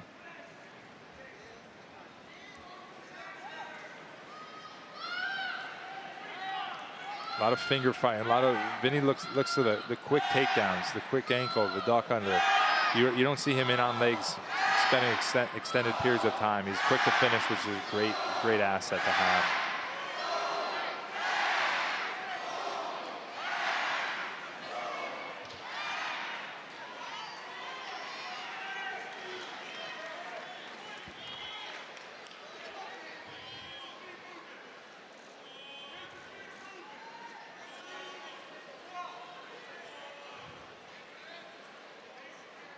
A lot of finger fighting in this match here. That finger fighting really obstructs wrestlers' ability to get off clean attacks, right? You can attack, but your other hand is tied up with your opponent's hand, so you're kind of attacking with one hand rather than bringing two hands to the leg and really, putting yourself in best position to score. Heading into this third period. Riding time's not a factor. Terrakina is very much in this match. He just hasn't been close to getting to Robinson's legs at all. Well, he gets the escape, 4-2. Robinson following up a freshman season, a national champ, the first at that weight as a freshman since Spencer Lee of Iowa back in 2018. And the first freshman to win a national championship for NC State since 1980. Winning a national championship, not an easy thing to do, especially as a freshman. So since 1980, was that 45 years? That's all right. And so you're one of the few people that I could ask about this. How do you follow up when you win a national championship and you've got more eligibility? You still got more ahead of you. How do you look to? You're always looking to improve, right? But you've already been to the top of the mountain. They say that it's tough to get there. It's tougher to stay there. You were able to win another one. Yeah, absolutely. It is difficult because you see guys better matches every time out, and they will bring different game plans. They will keep the match close, do everything they can to keep the match close and try to sneak it at the end, or maybe not even try to win. They just want to have a close match. So I kept it close with the champ. Yeah, and you're trying to improve on your last performance and trying to score more points, and you're getting in these positions and flustered with opponents with their effort more so than you're like, come on, why don't you try to win? And it's like, well, this guy's just trying not to lose. But no, you definitely see guys as best, and everyone's ready for you, and they bring different game plans, and you got to show up ready to go every single time. Especially a guy like Terrakina, who's been to nationals 3 times. And like you said, has been looking for a shot against somebody that's highly ranked. Yeah. And he's not #1 anymore, but 125 still goes through the reigning national champ, Vince Robinson. No, absolutely. On the national scene, for sure. There's been guys within the conference that have challenged him. But, in this match, Terrakina's put himself in a great position. He's got 30 seconds. You see he's going to pick up this pace. He hasn't been able to touch Robinson's legs yet.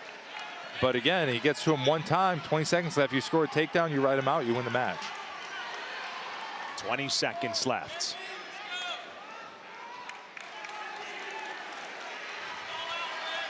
No stall warnings either way.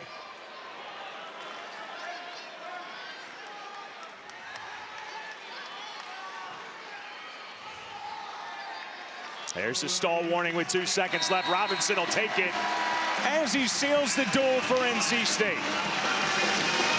A 4-2 decision for the reigning national champ. And it'll be 13 wins in a row in the rivalry for the Wolfpack.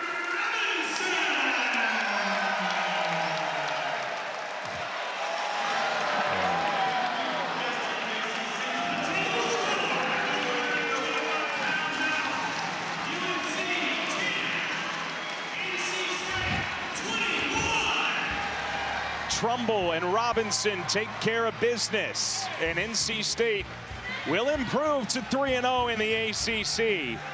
One bout to go, 133 next. That was so. Moves up tonight at 133. NC State has secured this rivalry dual win. Still a lot on the line for two veterans. Sixth-year guys. Ethan Oakley ranked 18th, the three-time NCAA qualifier. A guy with a lot of experience, but a newcomer to Raleigh, Zach Redding, sixth-year guy from Manorville, New York. He's qualified for nationals twice. He was at Iowa State, again with Kyson Terrakina. He gets his third start in the lineup, third straight. It's between he and Troy Holman. Wrestled twice out in California. And while he did not win against Stanford, he did his job. Yeah, he saved the major decision from Tyler Knox and brought home the victory, or secured the victory. I shouldn't say brought home. But he's got the abilities. We just need to see a little bit more out of him. A little bit more action, a little bit more attacks to the legs, those type of things. Things that are going to win you matches. He's hanging in there in the matches, but what's going to win you the match? And here he is in on a single leg with a head wheel and scores the first takedown of the match. Looking for a ranked win against Oakley, a grad student, sixth-year guy from Trinity, North Carolina. So you mentioned, so many guys being brought in from out of state. And what do you know about the rivalry? I think Ethan Oakley knows, being from the state. He knows what this one means to the fans of both sides. Yeah, absolutely. And he spent his first couple seasons at App State and had a great stint at App. And now he's checking off Carolina, and great representation of the state too. And when he was at App State, he earned the only win of their duel against NC State. He got a decision over Jarrett Trombley a few years ago. And last year in this rivalry, and we showed you opening up the show some of the highlights from last year, and he beat 12th ranked Kyle Rainey in a sudden victory. It was a stall that ended up winning it for. Here's the takedown. Redding did a great job getting his head out across Oakley's hip to set him right there on his hip. Well-timed shot and finished quick. Again, a theme across everyone that's scoring a lot of takedowns is finishing takedowns quick, getting to the leg and scoring points, not spending time with their hands locked, getting extended and trying to recover. He's doing a good job on top of the tight waist, looking to bring Oakley back to the mat.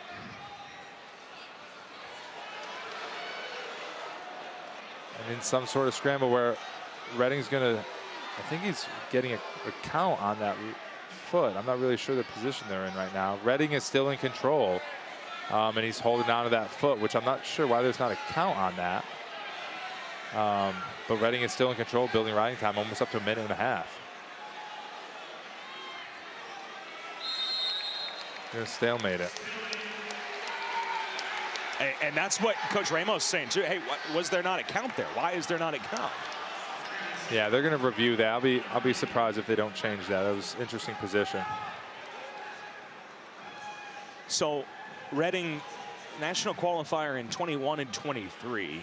So he chose NC State for the coaches, but also one of the attractive things about NC State was training partners, guys like Vince Robinson, Ryan Jack, guys around his weight class that he can train with. So able to mix it up in the room with some very highly ranked guys on an everyday basis. Yeah, here we are in that position where Oakley does a switch and Redding rolls and catches that ankle, recovers to his belly, and he just holds on that ankle, and you see the ref counting, but then stops the count. So I'm not really sure why he stopped the count. Maybe because his hands weren't locked, but he just had the foot trapped, because they do count if it's a lock on the leg. but Reading was in a position where he didn't really need a lot because the leg was trapped in there. And Oakley's, you know, in best position he can be in the, you know, for this situation to score the reversal. Because he never really locks his hands on the leg. You see he has it kind of at the crook of his elbow.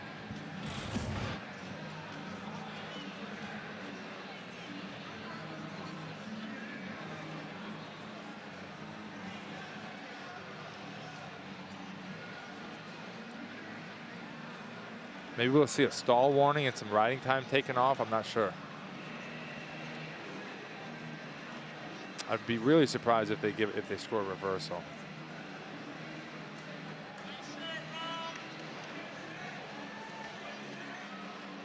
All right, looks like they reached a decision. Stall warning, and ride time is now at 1:16. So no reversal. Yeah, that worked out pretty good scenario for Reading for this situation it was.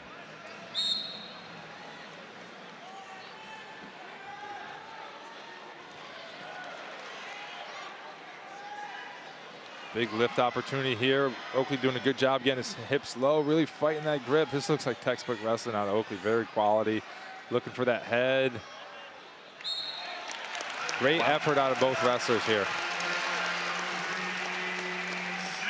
And Reading realizes the position he's in. Yeah, the dual meet's locked up, but he's battling for a spot in the starting lineup with Homan and getting a win over a ranked wrestler that Homan beat previously this year in Oakley.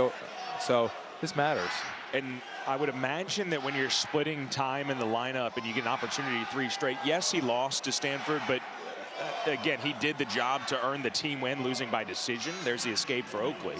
And he got a big win against Cal State Bakersfield. So starting to build that confidence. And now, to your point, pressure's off in a way. Again, in on attack, head in the center, looking to finish a single leg. Oakley scrambling, looking to extend Reading here. Reading building up. He's got to hide those ankles. But you're right to your point, Andrew. Just focus on yourself. You don't have to worry about the pressure of the entire duel on your shoulders. Yes, and he's got, the biggest thing is the opportunity. The coach called his name, and he's out there doing it. So it's like, the more time you get to doing this, you got to show coach, hey, I'm ready to go. ACC records matter heading into seeding and layout of the tournament. So everyone in the ACC is pretty closely ranked in this weight class, so it matters. This is a big opportunity for Reading. Especially as a 6th-year guy. They both are, right? They both want to take the opportunity, and nice escape from Reading. Back on his feet with riding time. Oakley in on a nice single leg. Reading with a deep whizzer, looking to point that knee out and square. But gets that, working his foot back. And Oakley, on paper, you say definitely favored in this match. He got a nice win over Marlon Yarbrough of Virginia. And now Reading recovering one of his own. He's got to hide those ankles. Guys, look for those ankles. They're going to kick, extend, and roll here. See how Oakley's kicking with his left leg to kind of kick Reading off of his foot. And the ref's going to call that. Keep in mind, Oakley is 7-0 as an ACC wrestler in the regular season. Now, he finished 3rd at ACCs, but he went 6-0 in duels. And again, beat Yarbrough earlier. No, absolutely. He's able to compete with all these guys. And Reading with a roll, and Oakley's very close to scoring this takedown. See how Reading wrestles out of this. There is the takedown. But Reading is still in a very wrestlable position. Brick comes out for Popolizio. Coach Pat throws the brick. First time that we've seen that tonight. Scores the one, so. And now I will say this. It didn't appear that a whole lot changed from the initial position and then when the takedown was awarded. Yeah, I think they probably scored that off of time sitting in the same position. Okay. And again, was Oakley completely secured behind him? It didn't look like it. It looked a little bit like the position kind of froze for a bit. And this is what I'm talking about here is right here, wraps the arm around. He's in a dominant position. Looks like he's on the brink of a takedown. Yep. And then nothing really fundamentally changed. He and stays, then it was a reward. And you see Reading like, no, there's no takedown. And Reading eventually moves and clears himself out of it. You can argue Oakley never got behind both arms. You can argue, you know, Oakley also, you know, had control and stopped them in motion and showed control over them. You know, a little bit of argument on both ways. Personally, I wouldn't score the takedown. I don't know if it was fully there, especially with how easily Redding then squared up out of it. Because you see, Oakley was never able to advance his position. When he tried to advance his position, he lost it. So we'll see where this goes. Bit of a swing in the match. Sure, this is a big call here. Yeah.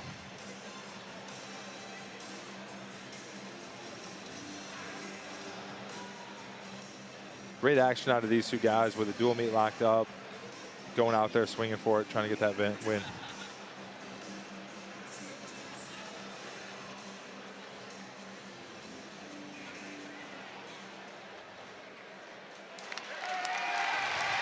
No takedown. They're neutral.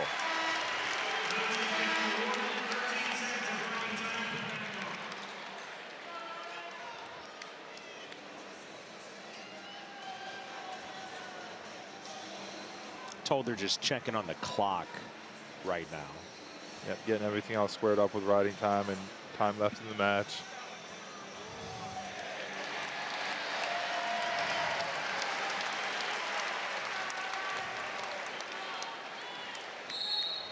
So originally a takedown on the mat, challenged successfully. And if you're Redding, find yourself in a good position here. What would be a big win for him? Still a ways to go. Oakley working this front headlock with a lot of emphasis and looking to score a takedown of his own here. Be great time in these last 20, 30 seconds. Always drilled by every team across the country, scoring at the end of periods. Don't give them a chance to get that score back. He's running that cow catcher hard, and Redding's fighting down hard. Oakley is strong in that position. Wow. But again, recovers out of it.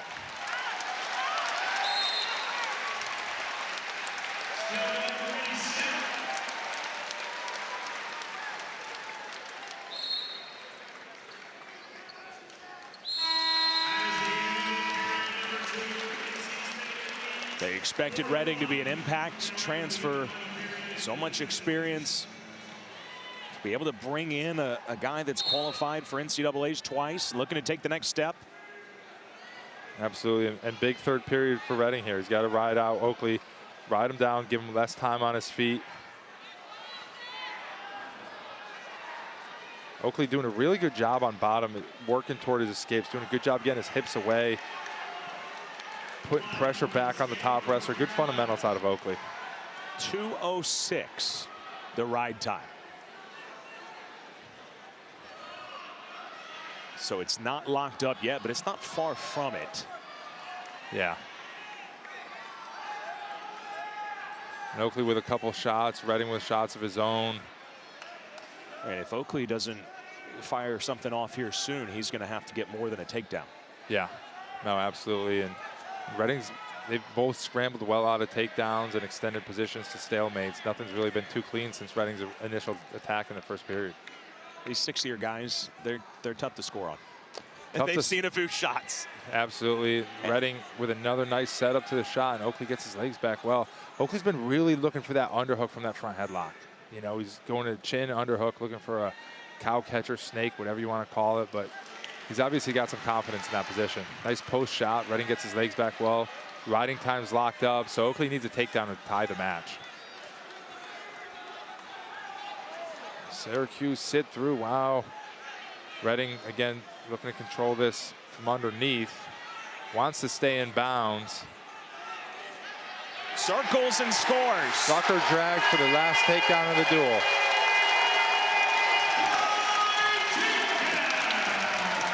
Zach Redding with his best performance as a member of the Wolfpack. Not a bad night to have a good one. Vinnie Robinson pretends he's Michael Irvin on the sideline. Great dual meet.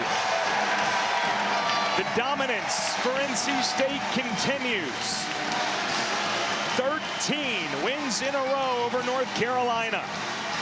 And what was expected to be a very close duel ends up being another dominant night for NC State. Yeah, on paper it was going to be close. The Wolfpack stepped it up. The fans showed out. Hope everyone gets home, stays safe in the snowstorm, enjoys themselves. I'm off to Mitch's Tavern. Oh, that'll do it for our broadcast here in Raleigh. Wiz is going to be buying beverages for everybody. Yes, Wolfpack fans on me. 24-10, the final. Bonus point wins abound for NC State, and a big showing for Zach Redding as the Pack take the final 4 bouts of the duel. For national champ Nick Wisdowski, I'm Andrew Sanders, our fantastic crew here in Raleigh. Good night. This has been a presentation of ESPN.